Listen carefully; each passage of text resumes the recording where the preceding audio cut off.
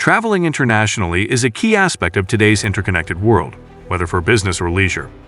However, knowing the specific rules and procedures when crossing borders between countries is essential.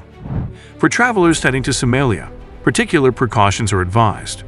These include leaving behind expensive items, preparing a will, setting up a proof of life protocol, designating someone to manage their estate, and appointing a contact person in case of hostage situations. Somalia is plagued by crime, civil unrest, and the presence of organized military factions. Economically, Somalia presents a unique case. It was a stateless region for over a decade, lacking a universally acknowledged government. Despite being one of the world's poorest economies, with the average individual generating just over $1 daily, Somalia now has a recognized government. However, the nation still grapples with disputed regions and territories controlled by self-proclaimed states and military groups. The video will explore why Somalia's economy is in danger. Today, Somalia is effectively divided into two different states. The current official government of Somalia governs the southern part of the country, while the northern region is claimed by the separatist Somaliland, which operates with independence. However, Somaliland's claim to nationhood is not recognized internationally by any state or major organization such as the UN, IMF, or World Bank. The backdrop of this division is a history of conflict and attempts at separation, which became more pronounced following the collapse of the Soviet Union.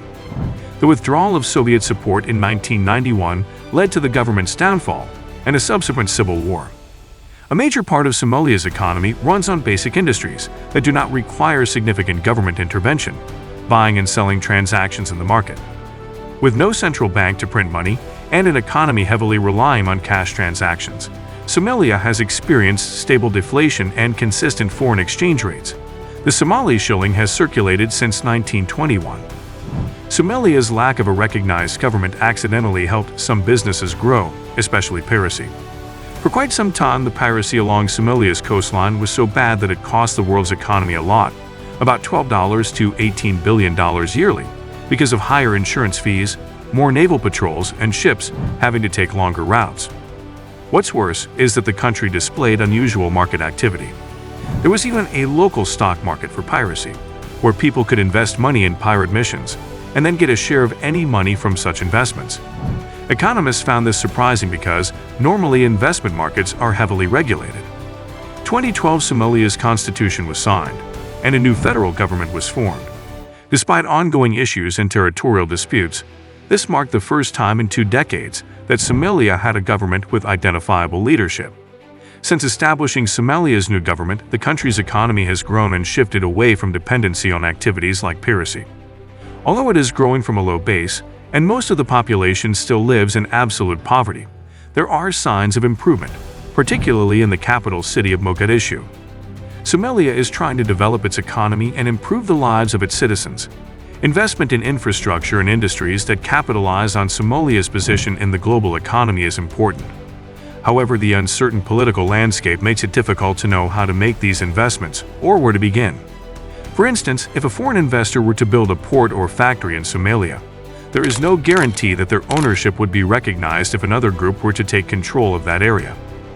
Today, the backbone of Somalia's economy remains agriculture, particularly livestock, which contributes about 40% of the GDP and over half of the export earnings. Fishing and traditional agriculture also play crucial roles. Nonetheless, the economy is grappling with issues like political instability and environmental issues. We notice different economic paths when we compare Somalia to neighboring countries like Ethiopia and Kenya. While Somalia is still working on rebuilding, these neighboring nations have more stable economies, showing what's possible in this region.